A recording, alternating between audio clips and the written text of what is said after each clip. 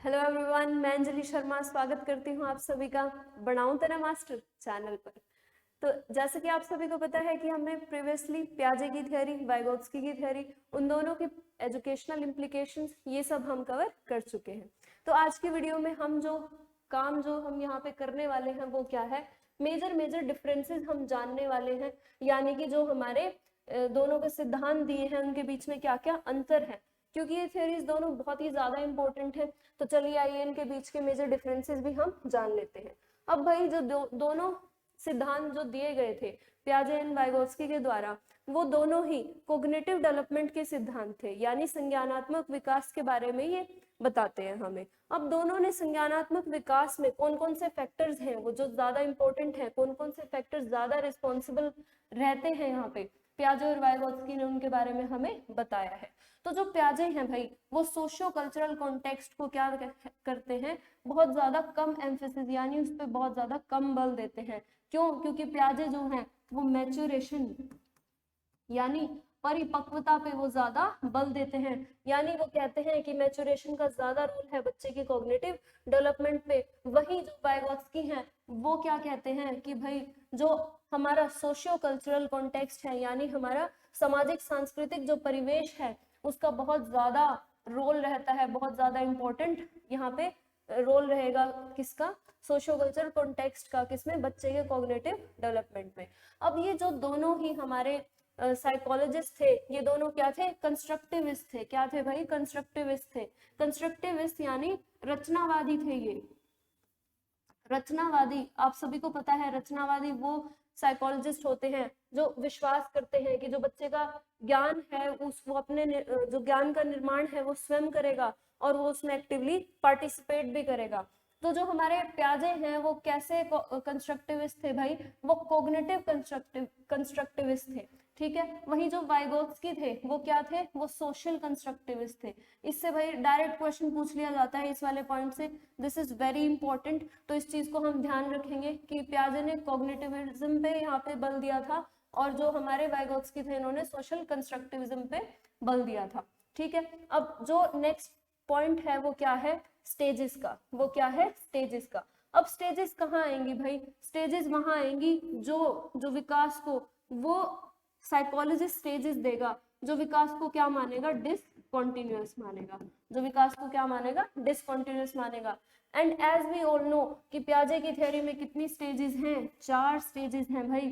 तो इसका मतलब पियाजे ने बहुत ज्यादा स्ट्रॉन्गली एम्फेसाइज किया है कि जो डेवलपमेंट यानी जो विकास है वो किस में होता है? स्टेजेस में होता है। वही वाइगोत्स्की ने विकास को एक कॉन्टिन्यूअस प्रोसेस माना है और उन्होंने अपनी थ्योरी में कोई भी जो स्टेजेस हैं वो प्रपोज नहीं की है। ठीक है। तो नेक्स्ट पॉइंट हम देख लेते हैं, जो डिफरेंस हमारा रहेगा की processes in development and learning, यानी जो विकास और अधिगम है उसमें कौन कौन सी प्रोसेसेस यहाँ पे मैटर करती हैं, कौन कौन सी प्रोसेसेस इंपॉर्टेंट होती हैं। अब जैसा कि हम सभी को पता है कि पियाजे की थ्योरी में equilibration, schema, adaptation, assimilation, accommodation, ये सारे शब्द जो हैं एक मेजर रोल प्ले करते हैं। इक्विलिब्रेशन क्या होता है भाई? जब बच्चा अपने प्रीवियस कॉन्सेप्ट्स के द्वारा यहाँ जो उसको नया एक कॉन्टेक्स्ट मिल रहा है, उसको नई इंफॉर्मेशन जानने को मिल रही है, उस प्रीवियस इंफॉर्मेशन में और उस नए वाले कॉन्टेक्स्ट में वो क्या करने का, एक समानता बनाने की कोशिश करता है। तो उस प्रोसेस को क्या कहते हैं भाई? इक्विलिब्रेशन कहते हैं। स्कीमा यानी उसके मेंटल स्ट्रक्चर्स कैसे हैं, जो भी इंफॉर्मेशन, जो भी चीजें उसको सामने दिखाई दे रही हैं, उनका वो एक मेंटल स्ट्रक्चर बना लेता है, उसको स्कीमा कहेंगे। Adaptation, assimilation and accommodation. Adaptation के अंदर आती है ये दोनों processes, assimilation and accommodation. Assimilation में क्या होगा? प्रीवियसली जो स्कीमा है उसी में कुछ चीजें क्या हो जाएंगी, यहाँ पे ऐड हो जाती हैं। और अकोमोडेशन में ये अपने प्रीवियसली जो बनाया हुआ स्कीमा है उसको क्या कर देगा? मॉडिफाई कर देगा। ठीक है भाई। ये चीजें हमने बहुत ज्यादा डिटेल में पियाजे की थ्योरी में डिस्कस की हुई है। अगर आपने वो वीडियो नहीं देखी है तो प्लीज उस वीडियो को देखिए, तभी आपको ये सारी जो यहाँ पे डिफरेंसेस हैं वो अच्छे से समझ आएंगे। ठीक है। तो भाई नेक्स्ट हम देख लेते हैं कि वाइगोत्स्की के अनुसार हमारे जो बच्चे का अधिगम है और उसका जो विकास है उसमें क्या क्या इंपॉर्टेंट होता है। पियाजे ने क्या बताया था? ZPD के बारे में, यानी जोन ऑफ प्रॉक्सिमल डेवलपमेंट, यानी निकटतम विकास का क्षेत्र जो है उसके बारे में यहाँ पे वाइगोत्स्की कहते हैं कि अधिगम में, लर्निंग में इसका बहुत ज्यादा रोल रहेगा। ठीक है, स्कैफोल्डिंग के बारे में प्याजे ने बहुत ज्यादा बात की है, एंड लैंग्वेज या डायलॉग को प्याजे ने क्या दिया है, बहुत ज्यादा महत्व दिया है। भाषा का बहुत ही इंपॉर्टेंट रोल रहता है वाइगोत्स्की के अनुसार। और जो वाइगोत्स्की है उन्होंने लैंग्वेज को क्या कहा है, एक टूल कहा है। लैंग्वेज को क्या कहा है, एक टूल कहा है, tools of the culture. Culture के भी जो यहाँ पे हमारे जो परिवेश है, जो हमारा संस्कृति है, उसका भी काफी ज्यादा रोल जो है वाइगोत्स्की के द्वारा यहाँ पे बताया गया है। तो इस पॉइंट को हम बहुत इंपॉर्टेंट ये पॉइंट है, इसको हम याद रखेंगे कि भाई जो लैंग्वेज या जो अंतःक्रिया, जो इंटरेक्शन बच्चा करता है, उसके द्वारा बच्चा बहुत ज्यादा क्या करता है, अपना विकास में उसका बहुत ज्यादा हेल्प होती है। तो रोल ऑफ लैंग्वेज, देखिए वही पॉइंट आ गया जो हम प्रीवियसली डिस्कस कर रहे थे। क्या है, जो प्याजे कहते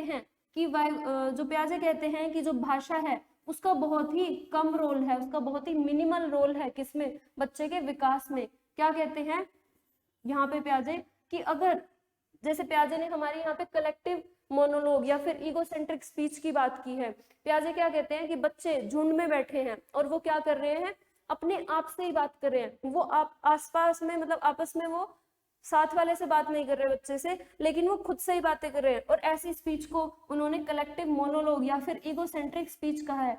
और इस स्पीच का बच्चे के डेवलपमेंट में कोई रोल नहीं है, ऐसा किसका कहना है, प्याजे का कहना है। तो मतलब भाषा का बहुत ही ज्यादा क्या है, मिनिमल रोल है। लेकिन वही वाइगोत्स्की क्या कहते हैं कि जो लैंग्वेज है वो एक मेजर रोल प्ले करती है बच्चे की डेवलपमेंट में। Language plays a very powerful role in shaping our thought. Yes, next जो हमारा बहुत ही इंपॉर्टेंट पॉइंट है कि भाई टीचिंग इम्प्लीकेशन क्या है दोनों की। प्याजे की थ्योरी के अनुसार जो टीचर्स हैं वो, उनको बच्चों को सपोर्ट करना चाहिए। और उनको कैसे सपोर्ट करना चाहिए, ताकि जो बच्चे हैं उनको इतनी फ्रीडम दे कि भाई वो अपने आसपास के वर्ल्ड को, अपने आसपास की चीजों को खुद डिस्कवर कर सके, उस नॉलेज को। और उनको ऐसी एक्टिविटीज कराई जाए, हैंड्स ऑन एक्टिविटीज कराई जाए, ऐसी उनको टीचर जो है फैसिलिटेट करे, ऐसे मौके दे कि बच्चा जो है खुद करके सीखे, ना कि वो सिर्फ कॉन्सेप्ट्स को पढ़ ले किताब में से। वही वाइगोत्स्की क्या कहते हैं कि बच्चों को ऐसी अपॉर्चुनिटीज दी जानी चाहिए टीचर के द्वारा, या फिर उसके स्कूल के जो परिवेश में ऐसी अपॉर्चुनिटीज उसे मिलनी चाहिए कि जो बच्चा है वो टीचर से या फिर मोर स्किल्ड पीयर्स से या फिर मोर नॉलेजेबल अदर्स से वो क्या करके सीखे, इंटरेक्ट करके सीखे, यानी वो अंत्यक्रिया करके उनसे जो है अपने कॉन्सेप्ट्स हैं उनको पॉलिश करे। तो आइए नेक्स्ट कुछ और चीजें देख लेते हैं, जैसे कि डिफाइनिंग कैरेक्टरिस्टिक्स। अब प्याजे ने बोला कि भाई स्टेजेस होंगे विकास में, and development drives learning. Very very important point भाई, प्रीवियस ईयर है ये, सीटेट एंड शायद एचटेट का भी एक बार। देखिए क्या कहता है प्याजे के अनुसार, जो विकास है वो ड्राइव करता है किसको, अधिगम को। यानी कि प्याजे क्या कहते हैं कि पहले बच्चे का विकास होगा, पहले वो बायोलॉजिकली क्या होगा, मैच्योर होगा, उसके बाद उसकी लर्निंग होनी स्टार्ट होगी। लेकिन वाइगोत्स्की इसका उल्टा कहते हैं। वाइगोत्स्की क्या कहते हैं, दैट लर्निंग ड्राइव्स डेवलपमेंट, यानी पहले बच्चे का अधिगम, यानी उसकी पहले लर्निंग हो रही है, और लर्निंग, जैसे ही उसकी लर्निंग हो रही है वो उसके विकास में यानी उसके डेवलपमेंट में उसको क्या कर रही है, हेल्प कर रही है उसकी लर्निंग। ठीक है, और वाइगोत्स्की ने सोशल इंटरेक्शंस पे बहुत ज्यादा बल दिया है। जोन ऑफ प्रॉक्सिमल डेवलपमेंट की हमने डिस्कस कर ही लिया था। नेक्स्ट क्या आता है भाई, मैकेनिज्म्स ऑफ चेंज, यानी कि जो बच्चा है वो कैसे कैसे सीखता है कॉन्सेप्ट को, कैसे कैसे उसके कॉन्सेप्ट्स बन रहे हैं, कैसे कैसे उनमें चेंज आ रहा है। ये चीजें हमने डिस्कस यहाँ पे कर ली हैं प्रीवियस स्लाइड में। और यहाँ पे भी scaffolding, social interaction, cultural development, internalisation. ये क्या है भाई, इंटरनलाइजेशन ऑफ लैंग्वेज। हमने 3 प्रकार की स्पीच पढ़ी थी ना, वाइगोत्स्की की जो हमारी पूरी वीडियो हमने डिस्कस की थी उसमें, अगर आपने नहीं देखी है तो उस वीडियो को भी आप देख सकते हैं। बहुत ज्यादा अच्छे से डिटेल्ड एक्सप्लेनेशन जो है वहां पे दी गई है वाइगोत्स्की की पूरी थ्योरी की। तो भाई अब इंटरनलाइजेशन हो रहा है किसका, लैंग्वेज का। किसका इंटरनलाइजेशन होता है, लैंग्वेज का। वहीं दूसरी ओर अगर हम बात करें रेडीनेस की, तो प्याजे कहते हैं कि जो बच्चा है उसको पहले जेनेटिक डेवलपमेंटल उसकी ग्रोथ, यानी उसको बायोलॉजिकली क्या होना पड़ेगा, पहले मैच्योर होना पड़ेगा, और उसके बाद उसकी अप्रोप्रिएट डेवलपमेंट यहाँ पे हो पाएगी। ठीक है। लेकिन जो ZPD है has to contain the capabilities that are being taught, and ये स्कैफोल्डिंग के बारे में बात करते हैं। अब भाई जो वाइगोत्स्की है उन्होंने दो चीजों के बारे में बात करी है, यानी एक जो छोटा सर्कल है वो क्या डिनोट करेगा हमारा, वो डिनोट करता है जोन ऑफ एक्चुअल डेवलपमेंट, यानी जितने बच्चे की एग्जैक्टली जितनी उसकी डेवलपमेंट हो चुकी है। अब उसके बाहर एक बड़ा सर्कल बनता है जिसको हम बोलते हैं ZPD, यानी वो जोन, वो दायरा जिसमें बच्चा जो है काम तो कर सकता है, वो एक्टिविटीज परफॉर्म कर सकता है, लेकिन किसकी हेल्प से, कोई मोर नॉलेजेबल अदर की हेल्प से, यानी MKO की हेल्प से यहाँ पे वो काम कर सकता है। तो जो वाइगोत्स्की है वो क्या कहते हैं कि भाई अगर बच्चा इतना जेनेटिकली वो इतना डेवलप भी नहीं है, मतलब बायोलॉजिकली वो इतना मैच्योर भी नहीं हुआ है, लेकिन उसको किसी MKO की हेल्प मिल जाए तो ऐसी एक्टिविटीज या फिर ऐसे वो काम भी कर सकता है जिनके लिए अभी वो रेडी नहीं था। ठीक है, यहाँ पे जो है क्या कहता है भाई कि स्टूडेंट का रोल कैसे रहेगा प्याजे के अनुसार, अगर शिक्षा की बात की जाए उसमें, तो यहाँ पे बच्चा बहुत ज्यादा एक्टिव रहेगा, वो बहुत ज्यादा आइडियाज को, बहुत ज्यादा जो ऑब्जेक्ट्स हैं, आइडियाज हैं, उनको क्या करेगा, मैनिपुलेट करेगा, वो कॉन्टिन्यूसली इन्वेंट करेगा, री इन्वेंट करेगा चीजें, और अपनी नॉलेज को भी, यानी कि उसको जब ऐसे मौके मिल रहे हैं क्लासरूम में कि वो किसी एक्टिविटी को परफॉर्म करके देख सकता है, उस एक्टिविटी से उसने क्या निकाला, कुछ इन्फ्रेंस निकाला, कुछ रिजल्ट निकाल रहा है वो कुछ ऑब्जर्व करके, उसके बाद उसने उसी एक्टिविटी को किसी दूसरे तरीके से किया, ठीक है, उसका जो कॉन्सेप्ट है वो रिवाइज हो रहा है, वो री इन्वेंट हो रहा है, यानी उसने कुछ नई अपनी नॉलेज की यहाँ पे क्या कर ली, री इन्वेंशन कर ली है। ठीक है, यानी ये वर्ल्ड से, हमारे जो आसपास का वर्ल्ड, यानी जो हमारे आसपास का एनवायरनमेंट है उससे ये क्या कर रहा है, इंटरेक्ट करके सीख रहा है।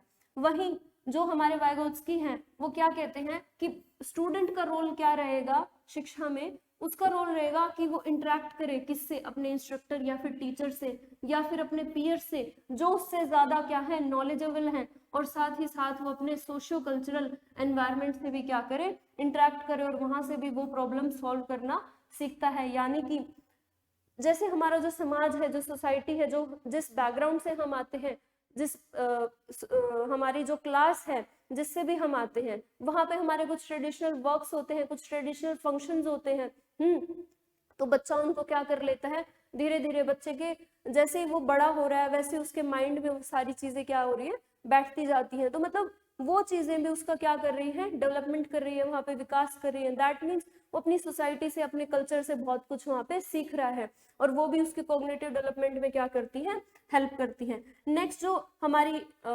डिफरेंस है वो क्या है भाई कि टीचर का रोल क्या रहेगा क्लासरूम में। यहाँ पे अब प्याजे हैं उनके अनुसार जो टीचर है उसको प्रोवाइड करना चाहिए बच्चों को एक ऐसा एनवायरनमेंट जो बच्चों को क्या करे, एनकरेज करे, किसके लिए, इंटरेक्ट करने के लिए एनकरेज करे, और प्रोबिंग क्वेश्चंस भी यहाँ पे टीचर पूछे बच्चों से, यानी टीचर एक ऐसा एनवायरनमेंट बच्चों को प्रोवाइड करे, प्याजे कहते हैं, ताकि बच्चे आपस में जो है इंटरेक्ट करके वो क्या करे, सीखे और इंटरेक्ट भी करे, और साथ ही साथ टीचर ऐसे क्वेश्चंस पूछे, प्रोबिंग क्वेश्चन मींस ऐसे क्वेश्चंस जिनमें बच्चों को गहराई से सोचना पड़े, जिनमें बच्चों को क्रिटिकली थिंक करना पड़े, ऐसे क्वेश्चंस जो है ओपन एंडेड क्वेश्चंस यहाँ पे टीचर अगर पूछे तो बच्चे का जो है विकास होगा वो बहुत ही अच्छे से यहाँ पे चीजें उसको समझ आएंगी।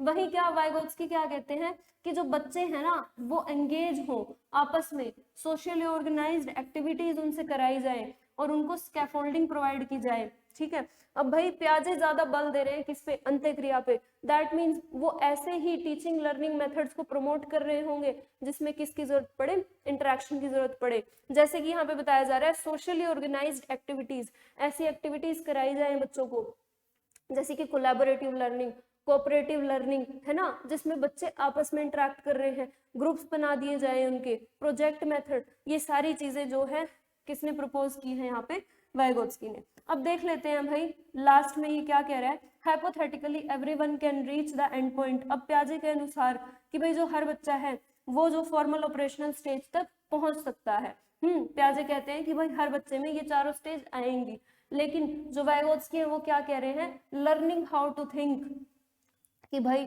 जब बच्चा इंटरेक्ट कर रहा है तो वो सीखता है कि हमें सोचना कैसे है, यानी साथ साथ उसकी भाषा भी डेवलप हो रही है, और भाषा डेवलप हो रही है तो वाइगोत्स्की क्या कहते हैं कि भाषा के साथ जो हमारे विचार हैं वो इंटरलिंक्ड हैं, यानी उसके विचार भी डेवलप हो रहे हैं किसके द्वारा, भाषा के द्वारा। तो भाई ये जो है हमारे आज के डिफरेंसेस थे इस छोटी सी वीडियो में, और मैं आशा करती हूँ कि आप सभी को ये समझ आए होंगे।